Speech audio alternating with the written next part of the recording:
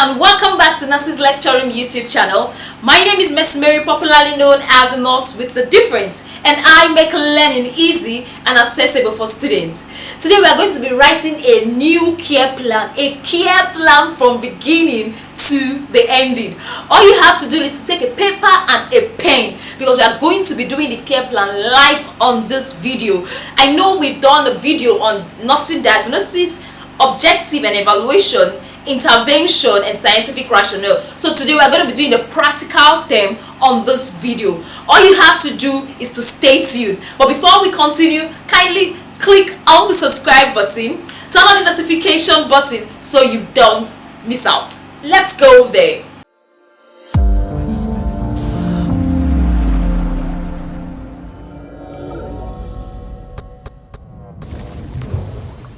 Welcome back. Like I earlier said, today we are going to be drawing a nursing care plan. Hope your paper, hope your pen is with you, because we are going to be doing it ourselves on our own. So the question we are going to be using is on the board. So let's read together. It says, Madam Goji, a 30-year-old factory worker, was admitted. Sorry, so you see it properly.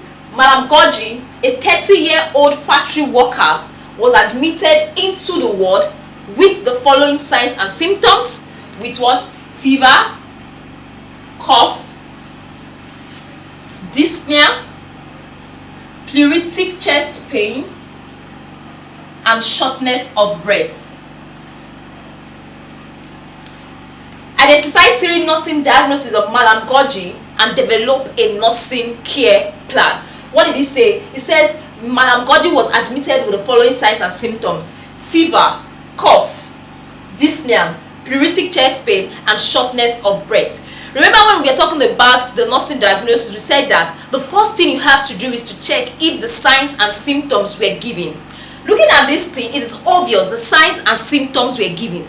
All you have to do is to underline or cycle the signs and symptoms, then bring it out. So we brought the signs and symptoms out, which is shortness of breath, pleuritic chest pain, dyspnea, fever, and cough. And we know dyspnea simply means difficulty with breathing. And now they're telling you there is what? Shortness of breath. In order of priority, we all know breathing comes first. In order of priority, anything that affects the breathing pattern, the airway, comes first. Before you start thinking, oh, I have to suffer pain, oh, I have to suffer hyperthermia. Because if breathing pattern is not tackled as soon as possible, I bet you the patient will not be alive to receive paracetamol or to receive your hyperthermia care or pain care. So you have to tackle ineffective breathing pattern first. So from the signs and symptoms given, the first nursing diagnosis we should have is ineffective breathing pattern. We are doing as if we are in exam condition and we don't know what is happening. So we have what? Ineffective breathing pattern related to the inflammation of the pleura. Because from this, what this patient is having is pleuritis or pleurisy. The patient is having what? Pleuritis or pleurisy. So we are saying ineffective breathing pattern related to inflammation of the pleura, evidenced by dyspnea. For example, you are in the exam hall and you are stranded, you don't know what to write. Seriously, the best thing I will advise you, instead of you to leave the book blank, is to write ineffective breathing pattern related to disease process or disease condition, evidenced by what? Dyspnea. We are trying to improvise in the exam hall. Then the other one, they told us that this patient was having pain. So we have acute pain related to the inflammatory process, evidenced by patient's verbalization. You can also evidence pain on the patient's pain rating scale of 7 to 10 or 1 to 10 I mean. Then another nursing diagnosis we have is hyperthermia related to the activation of the thermoregulatory center of the brain, evidenced by temperature of 38 degrees Celsius. See, how I did is that anything hyperthermia, I know that there's an activation of the thermoregulatory center of the brain. And this is evident by what? Increase in temperature. So if you are having fever, if the patient is having hyperthermia, just put hyperthermia related to the activation of the thermoregulatory center of the brain, evidenced by what? Evidenced by temperature of 38 degrees Celsius. So are you with your pen and are you with your paper? Yes or no?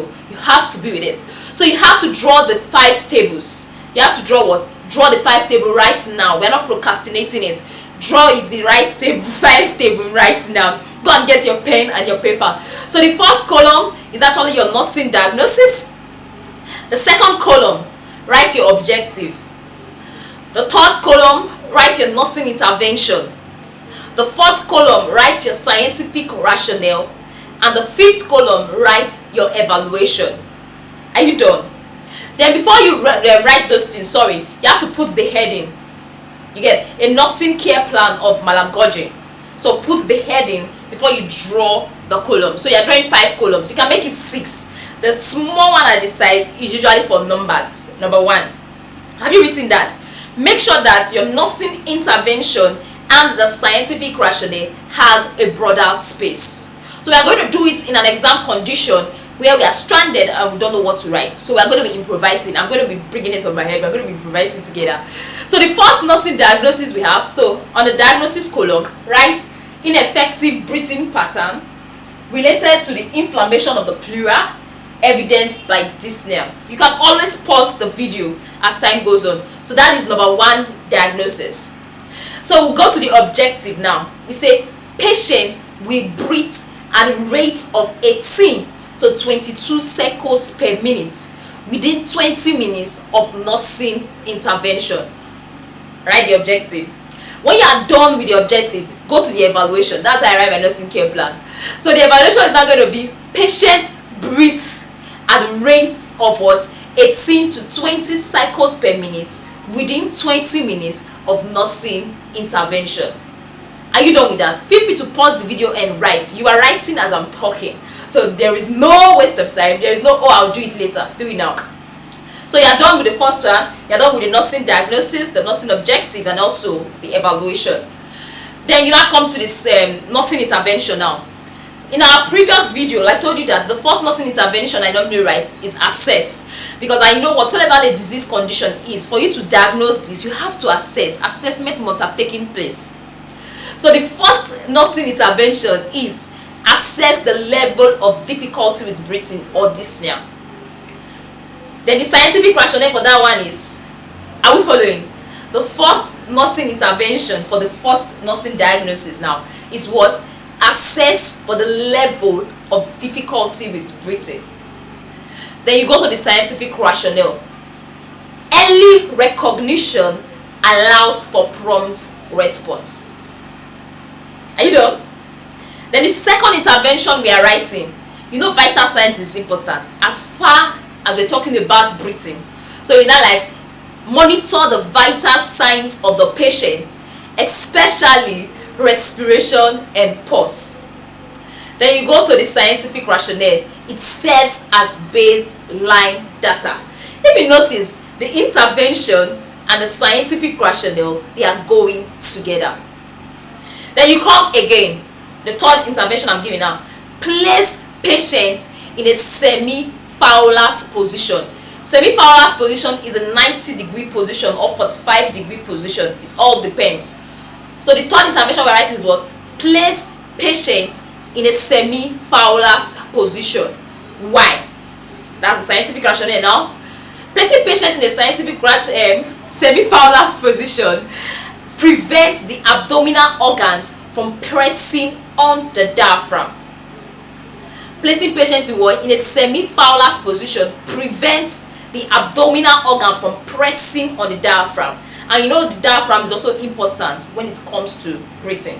How many have we given? 3. Right? So the fourth one, we can say, let's use this one. Okay, monitor the oxygen saturation of the patient using the pulse oximeter. Then in scientific rationale now, it enables you as a nurse to know the oxygenation, the oxygen saturation, the oxygen level of the patient, and allows for quick response. Yeah, you can take that. That's 4, right? Yeah. Then another we can also take is, you can say, give prescribed oxygen. Prescribed oxygen increase the transport of oxygen, give prescribed oxygen. Where are we giving prescribed oxygen? It ensures that the tissues are well oxygenated and also prevents hypoxia. Sorry for the mistake. The first one we said was to assess. The second one we said was to monitor the vital signs. The third one we said was to put patients in a semi-Fowler's position. The fourth one we said was to monitor the SpO2, which is your oxygen saturation level, using the pulse oximeter, right? Then the fifth one we gave was to give prescribed oxygen. Are you done with that? So that is the first nursing diagnosis. If you notice, we wrote one nursing diagnosis, one objective. For that particular nursing diagnosis, we have to write at least 4 intervention and 4 scientific rationale. Can we go to the next? If you not, pause, play back and write. Make sure you are writing, because the more you write, the more it gets used to you. This is a practical class. This is not theory this time around. So the other question, the other nursing diagnosis now, you leave a space. You go to the second line, which is acute pain. Talking about acute pain. So for the nursing diagnosis, you have to write what? Acute pain related to the inflammatory process, evidenced by what? Patient verbalization. That will be in your nursing diagnosis. Then next is the objective. You're writing, objective will be patients will verbalize less pain within 30 minutes of nursing intervention. Remember I said once you write your objective, we are going straight to what? The evaluation. So the evaluation will be patients verbalized less pain within how many minutes? Within 30 minutes of nursing intervention. So we are done with both the objective and the evaluation. Then that takes us to this nursing intervention and the scientific rationale for that pain. Remember, I will always say assess. So the first one I'm giving is what? Assess the level of pain in a pain rating scale. When you assess the level of pain, what does it do? Scientific rationale, it allows for prompt response. When you assess the level of pain, it allows for what? It allows for prompt response. Then the second nursing intervention is to reassure your patient. You reassure the patient, madam, I understand your pain. I understand what you are going through. So what does reassurance does? It helps to make the patient feel better and make that patient less tensed and anxious. Then the other nursing intervention for pain, give diversional therapy. Diversional therapy could be newspaper, could be watching TVs, and diversional therapy could be leads you as communicating with the patient. What does diversional therapy does? It diverts the patient's attention. It removes the patient's attention from that particular pain.